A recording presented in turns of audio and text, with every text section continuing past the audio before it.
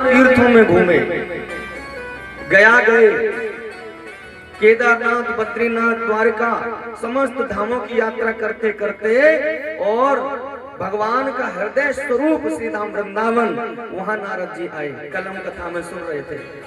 नारद जी ने क्या देखा? भक्ति माता अपने दोनों पुत्र ज्ञान और वैराग्य के साथ में दुखी हैं। नारद जी को देखा, हाथ जोड़ करके प्रार्थना की कि भो भो साधो क्षणं तिष्ठ मंचिताम विनाशय दर्शनं तव लोकस्य सर्वर्थाभ्यहं परम। महात्मा जी थोड़ी देर के लिए, वो साधु क्षणं तिष्ठ, एक क्षण के लिए ठहर जाओ, एक क्षण के लिए रुक जाओ। हम कल चर्चा कर रहे थे कि संतों का जो दर्शन है वो बड़े भाग्य से होता है कि संत समागम हरि कथा तुलसी दुर्लभ दोय सुतदारा और लक्ष्मी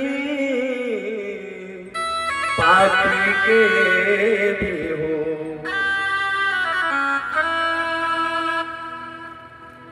संगत, साधु की संगत और सत्संग, ये दोनों चीजें बड़ी दुर्लभ हैं। ऐसे महाराज श्री नारायण जी का दर्शन हुआ। भक्ति माता को लगा कि आप बस 2 मिनट के लिए मेरे पास में रुक जाओ, आपको देखने भर से मुझे लगता है कि मेरा ये दुख मिट जाएगा, मेरा दुख, मेरी पीड़ा समाप्त हो जाएगी।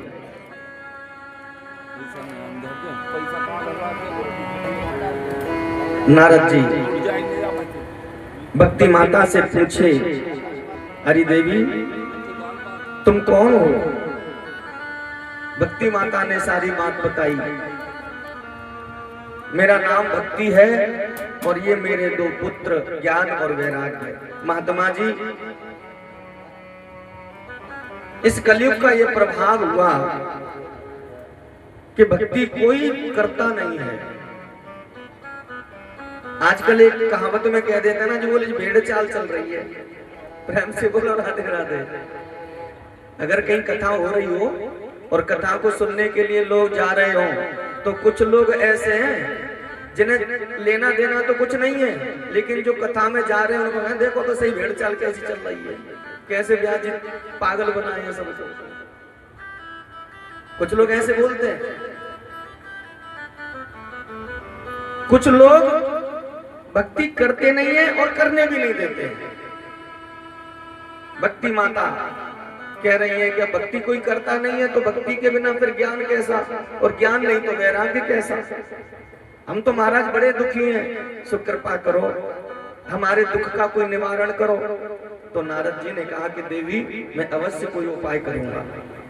कलम कथा में सुन रहे थे और नारद जी इन विचारों में कि मैं भक्ति के पुत्रों का कष्ट दूर कैसे करूं, नारद जी नारायण नारायण नारायण करते हुए हरिद्वार में जा पहुंचे।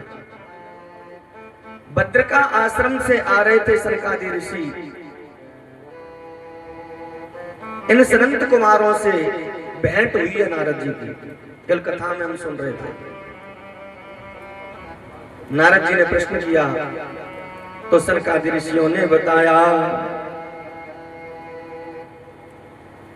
सनकादि ऋषि बोलते हैं, नारद कि श्रीमद् भागवतम सप्ताहम वाचनम कुरु। श्रीमद् भागवत जी की कथा 7 दिन नियम लेकर के भक्ति ज्ञान वैराग्य को सुना दो, इनका समस्त दुख दूर हो जाएगा। कि सदा से ब्याह भागवत जी की जो कथा है उसको नित्य प्रति सेवन का अर्थ होता है सुनना चाहिए। सदा से व्या श्रीमद् भागवती कथा यस्या श्रवण मात्रेण हरिश्चित्तम समाश्रयेत्। इस कथा को जो श्रवण करते हैं उनके चित्त में हरि का वास हो जाता है। नारद जी ने नियम पूछे तो 3 नियम कथा के बताए। हम सुन रहे थे ना कल कथा में, आप लोगों ने 2-4 लोग तो थे ही। पहला नियम, कथा में सोना नहीं चाहिए। दूसरा नियम, कथा में बोलना बीच बीच में कभी कभी घर को तारों लगाया है कि ना लगाया है। हम तो कथा में बैठे, पता लगे कि घर में कोई घुस जावे। कभी कभी ऐसी बातें आ जाती हैं जो लोग बोलने से पाप लगता है। और तीसरी बात बताई कि कथा में बीच में उठना भी नहीं चाहिए। नारद जी के मन में एक भाव आया कि गुरुदेव, अगर कथा सुनते सुनते ही मन में कोई प्रश्न आ जाए, अब आपने तो मना किया है कि बीच में बोलना नहीं है, तो उस प्रश्न का निवारण कैसे हो। और कभी कभी ऐसा होता है मन में भाव आ ही जाता है। तो व्यास जी कथा ऐसे सुना रहे थे और ये व्यास जी ऐसे सुना रहे हैं। शंका को लेकर के कथा सुनना भी अपराध है। मन में शंका नहीं हो तब जाकर के कथा सुननी चाहिए। तो नारद जी ने सनकादि ऋषियों से प्रार्थना की, नियम बता दिए। बोले जी इसका भी एक नियम है। क्या? बोले व्यास जी से जो शंका मन में उठी है, जो प्रश्न उठा है, उसका समाधान करा लेना चाहिए। या तो कथा शुरू होने से पहले आओ।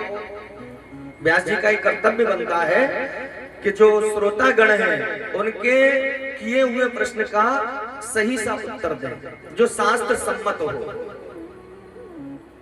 तो अब कथा से पहले आकर के 5-10 मिनट उस प्रश्न का उत्तर पूछो, और यदि ऐसा न हो सके तो कथा के बाद।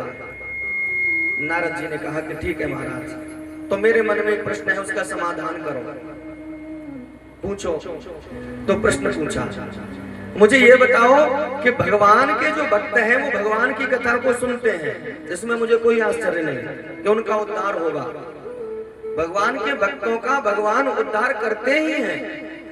लेकिन ऐसे लोग जो कभी भगवान की कथा सुनते ही नहीं, जो ना तो कभी मंदिर दर्शन करने गए, न कभी तीर्थ यात्रा पर गए, न कभी उन्होंने गिरिराज की परिक्रमा की, न कभी अपने हाथों से कोई दान किया, जो दिन भर ताश पत्ता खेलता रहा, जो दिन भर शराब के नशे में धुत रहा, क्या ऐसा व्यक्ति भगवान की कथा को सुने तो उसके पाप कुछ कम होंगे? उसका भी कल्याण होगा? तो नारद जी को सनकादि ऋषियों ने कहा कि इस कथा को तो कोई भी सुन ले, क्योंकि भागवत है क्या? हम कल बात कर रहे थे कि भागवत सुर तरवर की छाया, दुख भय दूर निकट जो आया। भागवत क्या है? भागवत मानो एक कल्प वृक्ष है। जैसे हम अभी 2 किलोमीटर चल के आए गांव से, और यहाँ तक आते आते खोपड़ी गर्म हो जाती है, गर्मी पड़ रही है, जेठ की गर्मी, और आकर के बरगद की छांव में बैठो, जैसे आप बैठे हो तो कैसा आनंद आता है, आराम सा पड़ता है ना। ऐसे ही भागवत है। जब दुनिया के समस्त दुखों से ये व्यक्ति घिर जाता है, तब भागवत रूपी कल्प वृक्ष के नीचे आकर जब बैठता है तो उसे परम शांति, परम आनंद की अनुभूति होती है। ये आनंददायी कथा है महाराज। इसकी शरण में तो कोई भी आ जाए,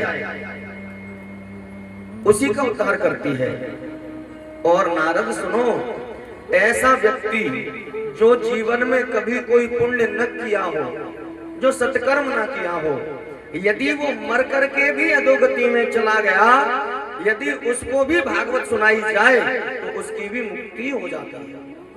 प्रेम से बोले राधे राधे।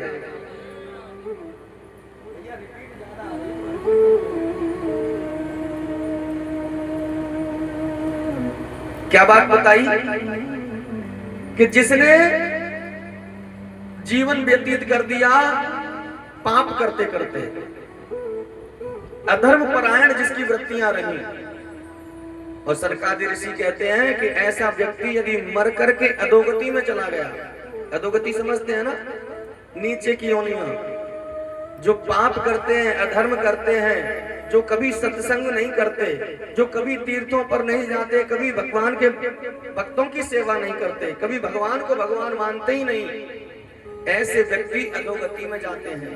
नीचे की योनियां, कभी सूकर कुकर नौकर चाकर ये बन करके पैदा होते हैं, और कभी कभी तो कोई योनि भी नहीं मिलती, प्रेत योनि में रहना पड़ता है।